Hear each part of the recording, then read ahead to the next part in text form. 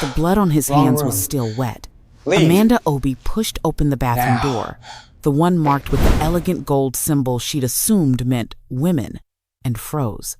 The man kneeling on the marble floor looked broken, shattered. His white shirt was soaked crimson, his hands trembling violently as he gripped the edge of the sink, gasping for air like he was drowning. The dragon tattoo that coiled up his forearm and disappeared beneath his rolled sleeve seemed to writhe with each shuddering breath. Amanda's body went cold. Every instinct screamed at her to back away slowly, to pretend she'd never seen this. Then his eyes snapped to hers. Dark, feral, absolutely lethal. Wrong room, he said in English, his voice raw and dangerous. Now. Leave, now. Amanda stumbled backward, her heel catching on the marble. Her hand flew to the door handle. But something stopped her.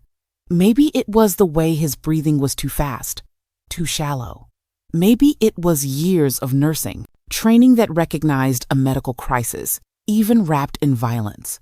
Maybe it was the look in his eyes, not just murderous, but desperate, drowning. Her voice came out as a terrified whisper. You're hyperventilating. You're going to pass out if you don't. Get out.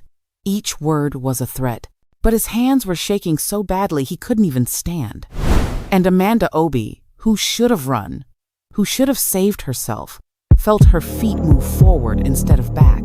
She had no idea that this single moment of compassion, this one terrible decision, was about to destroy her entire life and rebuild it into something she wouldn't even recognize. Hey soulmates, welcome to Soul and Soul Stories. I'm so glad you're here for this journey. This is our very first story. Please kindly show your encouragement by subscribing to this channel. It would mean a whole lot to me. Now, let's get back to it, because what happens next will have you questioning everything you thought you knew about monsters and obsession. Kwon Yo-han was 33 years old and never let anyone see him break. Not when his father beat him bloody for showing mercy. Not when he was forced to torture information out of men who begged for death. Not even when he was ordered to kill his own cousin to prove his loyalty to the family. Control was everything. Control was survival. The moment his enemies sensed weakness, they'd tear him apart. The dragon tattoo that wrapped around his right forearm and coiled up to his shoulder wasn't just decoration. It was a map of his kills. Each scale represented a life he'd taken. Each claw, a rival family destroyed. The intricate black ink was beautiful and horrifying. Traditional Korean dragon meeting modern brutality. When he moved, the dragon seemed alive, predatory. He was tall, 6'3" of lean muscle and controlled violence. His face was almost too beautiful, the kind that belonged in magazines, except for the coldness in his eyes. Eyes that watched men die and felt nothing. Until tonight, when the man who tried to poison his sister pulled a knife in this very bathroom and Yo-han killed him with his bare hands. Quick, efficient, necessary. And then the panic attack hit. They always came after. The price he paid for being his family's monster. His hands would shake. His chest would constrict. And for 10 terrible minutes, Kwon Yo-han, the Ice Prince of Seoul's underworld, would be human again. He thought he was alone. Thought he'd locked the door. He was wrong. Amanda Obi was in Seoul for 8 months, and it still felt surreal. At 28, she left Lagos with a degree in event planning and a desperate need for a fresh start. Her ex-fiancé, Chidi, chose his mother over her after 3 years together. Apparently, Amanda wasn't suitable because she was raised by a single mother, because her family didn't have proper connections, because she was too ambitious, too independent, too much. Seoul was random. A job posting for a luxury event coordinator at one of Asia's most exclusive hotels. Amanda applied on a whim, got hired within 2 weeks, and landed in Korea knowing exactly 3 words: hello, thank you, and sorry. She was stunning in a way that made Koreans stare deep brown skin that glowed like polished mahogany. Natural hair she wore in elegant updos for work. A body that was all curves despite Korean beauty standards saying otherwise. She learned to ignore the stares, the touching of her hair, the questions about whether her skin color washed off. Tonight's event was her biggest yet. A private gala for Seoul's elite politicians, celebrities, and apparently the criminal underworld too. Her boss warned her, be invisible, be perfect. These clients don't tolerate mistakes. She was managing everything flawlessly until her heel broke on the grand staircase. She ducked into what she thought was the ladies' room to fix it, and instead walked into a nightmare. Or what should have been a nightmare. Please, Amanda whispered, her voice shaking as badly as his hands. You need to slow your breathing or you'll pass out. Just try. Count with me. In for 4. Are you insane? Johan's laugh was sharp, hysterical. Do you see? He gestured at the body slumped in the corner. Do you see what I just did? And you want to help me breathe? I see that you're having a panic attack. Amanda's nursing training was the only thing keeping her from collapsing. And if you pass out, I don't know what happens to me. So please, just breathe with me. She was terrified. Her whole body was shaking. But something in his eyes, something beyond the danger and the violence, looked so lost that her instinct to help overrode her instinct to flee. In for 4, she said again, her voice stronger. Please. Their eyes locked. Something shifted in his expression: surprise, confusion, something almost like wonder. He breathed in, counted, released. Amanda counted with him, her own panic barely contained, but focusing on his breathing kept her from thinking about the dead body, the blood, the fact that she was probably going to die tonight. Minutes passed. His breathing steadied. The violence in his eyes dimmed slightly, replaced by something more calculating, more dangerous in a different way. What's your name? His voice was calmer now, controlled. Does it matter? Amanda took a step back toward the door. His hand shot out, gripping her wrist. Not hard enough to hurt, but firm enough to stop her. It matters, he said quietly, dangerously, because I need to know what to call the woman I'm about to make a very complicated offer to. The fear must have shown on Amanda's face. She tried to pull away. His grip tightened just slightly. Amanda, she whispered. Amanda Obi, please, I won't tell anyone what I saw. I swear I won't. You saw me weak, vulnerable, having a panic attack over a body. He stood, pulling her with him, towering over her. Do you understand what that information is worth to my enemies? I don't even know who you are. I don't know anything about... You know enough. He stepped closer, and Amanda's back hit the wall.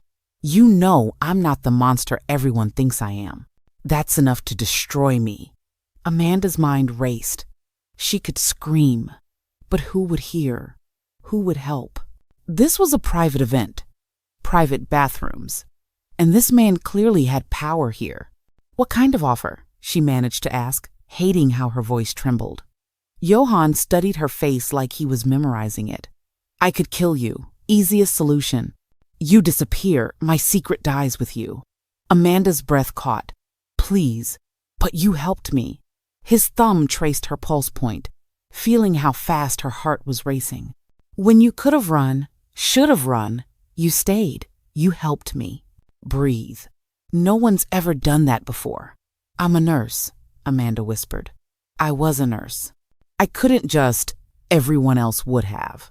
His other hand came up, not quite touching her face, but close enough that she could feel the heat. I'm going to make this very simple, Amanda Obi. You have 2 choices. She waited, trembling. 1, you can leave this bathroom, try to forget everything you saw, and hope I never decide your silence is a liability.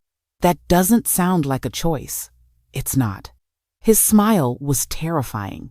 If you walk out that door, you'll spend the rest of your life looking over your shoulder, wondering if today's the day, if the stranger on the subway is one of my people. you'll never feel safe again. And eventually, when my enemies find out you exist, and they will, you'll die anyway. Amanda felt tears prick her eyes. And option two?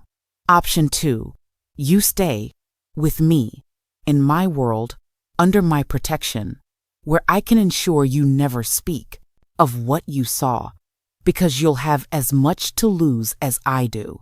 You mean as your prisoner, I mean as mine. The possessiveness in his voice made her shiver. I can't let you go, Amanda. Won't let you go. You've seen too much. But more than that, he stopped, something vulnerable crossing his face. You looked at me like I was human, not a monster, just a person having a hard moment. Do you know how rare that is? This is insane, Amanda whispered. You're asking me to give up my entire life. I'm telling you, your life as you knew it is already over. His voice was almost gentle. Almost. The moment you walked through that door, everything changed. I'm just giving you a choice in how the next part goes. Amanda wanted to be brave. Wanted to tell him to go to hell, that she'd take her chances with freedom. Instead, she heard herself ask, if I stay, what does that mean exactly? Yo-han's expression shifted satisfaction mixed with something softer. You keep your job, your apartment, your life on the surface, but your free time belongs to me. You come when I call, you stay where I tell you. You tell no one about me, about this, about anything you see in my world. That's not a life. That's survival. His thumb brushed her cheekbone, and Amanda flinched. I'm not a good man, Amanda. I've killed people. I'll kill more. My world is violent and dark, and there's no redemption in it. But I will keep you safe. That's the only promise I can make. For how long? Her voice broke. How long do I have to live like this? I don't know. The honesty in his answer was somehow worse than a lie. Until I trust you completely. Until you're too deep in my world to betray me. Until, he stopped, his jaw clenching. Until I figure out what the hell this is between us. There's nothing between us. You're holding me hostage. Am I? He leaned closer, his lips near her ear. Then why is your fear mixed with curiosity? Why didn't you scream? Why did you help me when you could have let me choke on my own panic? Because Amanda didn't have a good answer, didn't understand her own choices. 1 month, she whispered desperately. Give me 1 month to prove I can be trusted. Then let me go. No. Then I choose option 1. I'd rather die free than live as your property. They stared at each other, wills clashing. Finally, Yo-han spoke. 3 months. Prove you can exist in my world without breaking, without talking, without betraying me. After that, we renegotiate. 6 months, 4. Final offer. Amanda's hand was shaking when she extended it. Deal. When Yo-han took it, his blood-stained fingers wrapping around hers, she felt her entire life tilt sideways into darkness. The first week was a nightmare. Yo-han cleaned up the body himself, apparently. The bathroom connected to a private service corridor. He made calls in rapid Korean, and people arrived, within minutes to handle the situation. Through it all, he kept Amanda by his side, his hand on her lower back, like he was afraid she'd bolt. She wanted to. God, she wanted to run. You'll come to my penthouse tonight, he said once everything was handled. His composure completely restored. Pack a bag. Enough for a week. I have work tomorrow. I own the hotel. You'll have tomorrow off. He adjusted his cuffs, no trace of the broken man from an hour ago. A car will pick you up at 10 p.m. Don't run, Amanda. I'll find you. And I won't be as nice the second time. The threat hung in the air between them. That night, Amanda sat in her tiny apartment and cried. Really cried. For the first time since leaving Lagos. She thought about calling the police. But what would she say? And who would they believe, a foreign event planner or Seoul's most powerful crime family? She thought about running, booking a flight back to Nigeria tonight. But something Yo-han said kept echoing. My enemies will find out you exist. At 10 p.m., she was waiting with her bag when the black car pulled up. The penthouse was obscene. Top floor of Seoul's most exclusive building, floor-to-ceiling windows overlooking the city, decorated in minimalist luxury that probably cost more than Amanda would make in her lifetime. Your room. Yo-han opened a door to reveal a space bigger than her entire apartment. Bathrooms through there, closets stocked with clothes in your size. Amanda's stomach dropped. How do you have clothes in my size? This was tonight. I know everything about you, Amanda Obi. He pulled out his phone, showing her a dossier with her photo, her details, everything. 28 years old, born in Lagos, degree from University of Lagos, worked at Echo Hospital before moving to Seoul 8 months ago. Broke up with your fiancé Chidi Okafor 6 months before that. Your mother is Adeze Obi, a teacher. Your father died when you were 12. Stop. Amanda's voice cracked. Please stop. I investigate everyone who becomes important to me. He moved closer, and she fought not to back away.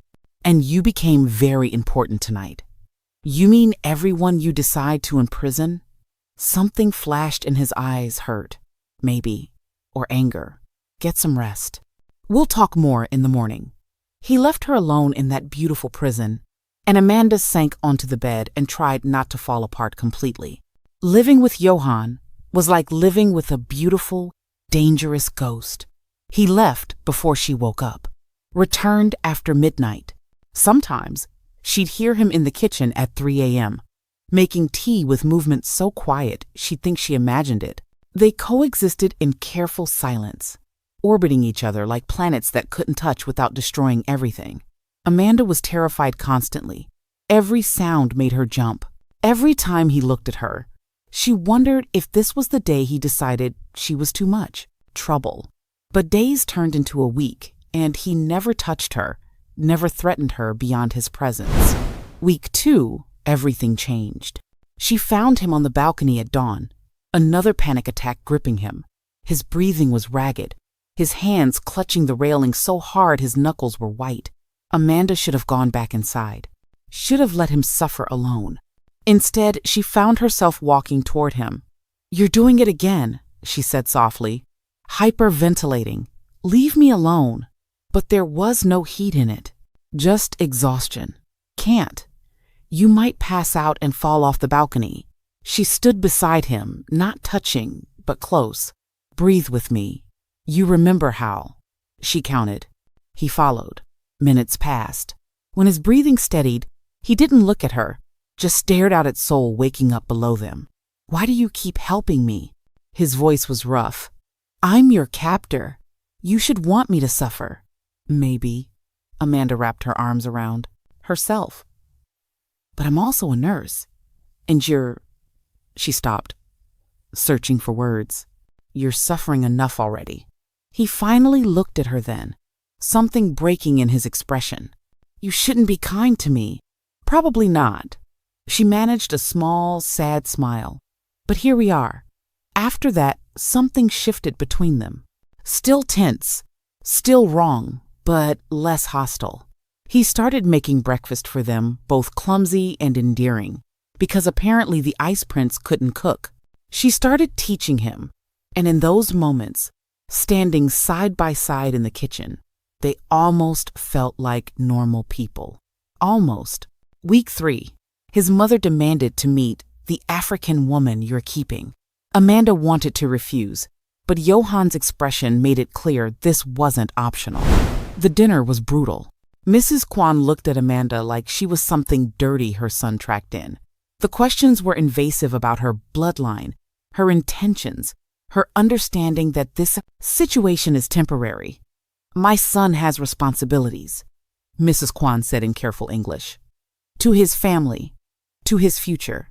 You are not part of that future. Amanda had learned to stay quiet, to make herself small. But something about this woman's disdain broke through her fear. With all due respect, Mrs. Kwon, your son's future is his choice, not yours. The temperature in the room dropped. Yo-han stood abruptly, taking Amanda's hand. "We're leaving." "Yo-han," his mother's voice was sharp. "Speak to her like that again, mother, and you'll never see me again." He said it in Korean, but Amanda was starting to understand enough. The finality in his tone was unmistakable. The drive home was silent, until Amanda whispered, "You didn't have to do that. She's your mother. She disrespected you." His knuckles were white on the steering wheel. "No one disrespects what's mine." "I'm not yours," Amanda said softly. "I'm your prisoner. There's a difference." He pulled over abruptly, turned to face her. "Is that really what you think? After 3 weeks? After—" He stopped, frustrated. "I know this started wrong. I know I gave you no choice. But it's not just about keeping you quiet anymore, Amanda. It hasn't been for a while." "Then what is it?" "I don't know." The admission seemed to cost him. "But I know I wake up and the first thing I think about is whether you're okay. I know I come home earlier than I need to just to see you. I know that when my mother spoke to you like that, I wanted to—" He stopped, his jaw clenching. "This was supposed to be simple. You were supposed to be a problem I solved. But you're not. Your gunshots shattered the windshield." Everything happened in seconds. Yo-han threw himself over Amanda, glass raining down on them. More shots. The car's tires blown out. He was pulling her from the vehicle, using it as cover, his gun already drawn. Amanda couldn't breathe, couldn't think. This was it. She was going to die in a Seoul street, caught in a gang war she didn't understand. "Run," Yo-han growled, returning fire. "The alley behind us, run and don't stop." "I can't." "Go." The roar was primal, but when Amanda tried to move, rough hands grabbed her from behind. "Not Yo-han's men. Someone else," she screamed. Yo-han turned, and the look on his face was the most terrifying thing she'd ever seen. Pure rage, pure violence. The monster everyone warned her about, fully unleashed. He killed 3 men in less than a minute. Efficient, brutal. The dragon on his arm seemed to writhe with each movement. When he reached Amanda, his hands were gentle despite being covered in blood. "Are you hurt?" He was checking her for wounds, his eyes wild. "Amanda, answer me. Are you hurt?" "No, She was shaking so badly she could barely stand. "Who were they?" "My uncle's men." His voice was cold, deadly. "He found out about you. You're not safe anymore. Nowhere is safe." He pulled her to another car, apparently he always had backup, and drove like a man possessed. They ended up at a different safe house, smaller, more hidden. He was on his phone immediately, barking orders in Korean, his free hand never leaving Amanda's. When he finally hung up, he turned to her. "Pack only what you need. We're leaving Seoul tonight." "Leaving? Where?" "I don't know yet. Somewhere they won't think to look." He cupped her face, forcing her to meet his eyes. "This is my fault. I kept you too close, made you too visible. My uncle knows you matter to me, so now you're a target." "Matter to you?" Amanda's voice was small. "I'm your captive." "You were." His thumb brushed her cheekbone. "But somewhere along the way, you became something else. Something I can't name but can't lose." He pressed his forehead to hers. "I'm sorry.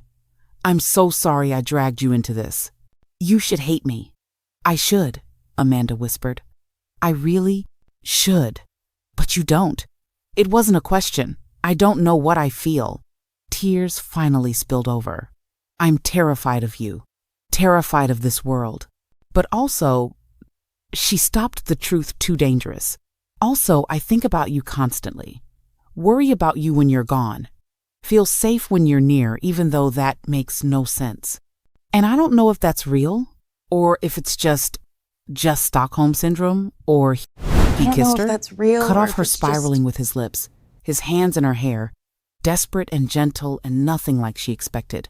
When they broke apart, both breathing hard, Yo-han looked shattered. "It's real," he said roughly. "What I feel is real. I've never loved anyone. Don't know how. But if this aching, terrifying, all-consuming need to keep you safe and close and mine is love, then He stopped the words too hard. Then I'm in serious trouble. Amanda kissed him again, making the choice she'd been avoiding for 3 weeks. They didn't leave Seoul that night. Instead, Yo-han made a different choice, one that changed everything. He went to war, against his uncle, against anyone who threatened Amanda. The violence was biblical, and Amanda hated that she understood why, hated that she was the reason for the bloodshed, but also knew he was protecting her the only way he knew how. The truth came out in pieces. His uncle wanted the family empire and saw Amanda as perfect leverage, the Ice Prince's unexpected weakness. Yo-han's response was so brutal that even Seoul's underworld whispered about it in fear. His mother tried one last time to separate them, offering Amanda money, threats, promises. Amanda looked at this woman who raised a monster and said simply, "Your son is more than what you made him, and I'm going to spend the rest of my life proving that to him."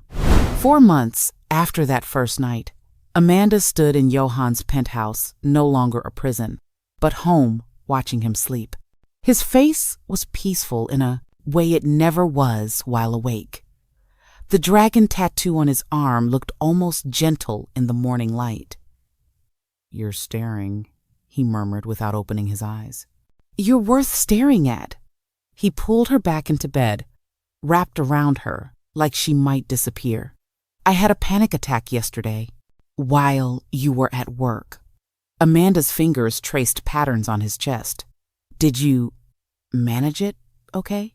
"Yeah, used the techniques you taught me." He paused. "But I wanted you there, needed you there. That's never happened before, needing someone. What changed?" "You." He tilted her face up to his. "You make me want to be better, to do better. You make me feel human instead of monstrous." His kiss was soft, reverent. "I love you, Amanda. I don't say it enough, but I love you more than power, more than this empire, more than anything." Amanda kissed him back, tasting his honesty. "I love you too, my beautiful, broken, dangerous man. What made you stop fighting me?" He asked. "Stop seeing me as just your captor when you defended me to your mother, when I realized you were as trapped by your world as I was by mine. When I saw that you were trying, really trying to be more than what your family made you." She traced the dragon on his arm. "And when I realized I'd stopped counting the days until I could leave. Do you regret it? Staying?" Amanda was quiet for a moment, honest. "I regret how we started. I regret the fear and the lack of choice. But this, us, I don't regret this. Even though loving me is dangerous, especially because it's dangerous." She smiled. "You walked into the wrong bathroom too, Yo-han. That night changed both of us." He laughed, real and genuine. "Best mistake I ever made." "Second best," Amanda corrected. "Best mistake was you choosing to keep me alive." "Not a mistake." His arms tightened around her. "The only right choice I've made in years." Soulmates, if this story consumed you the way it consumed me while creating it, please hit that like button. And if you want more stories like this dark, intense, forbidden love that transforms both people, subscribe right now. This is literally our first video, and your support in these early days means more than you could possibly know. Comment below. Would you have chosen freedom or captivity? Would you have helped him through that panic attack or run? I genuinely want to know, because Amanda's choice changed everything. Thank you for being here for our very first story. Thank you for taking a chance on this brand new channel. You're not just a viewer. You're the foundation we're building on. New stories drop regularly, and each one will take you deeper into worlds where love crosses every boundary and breaks every rule. Until next time, soulmate, remember that sometimes the most dangerous thing you can do is show kindness to a monster, because you might just discover he was human all along. Welcome to Soul and Soul Stories. Welcome home.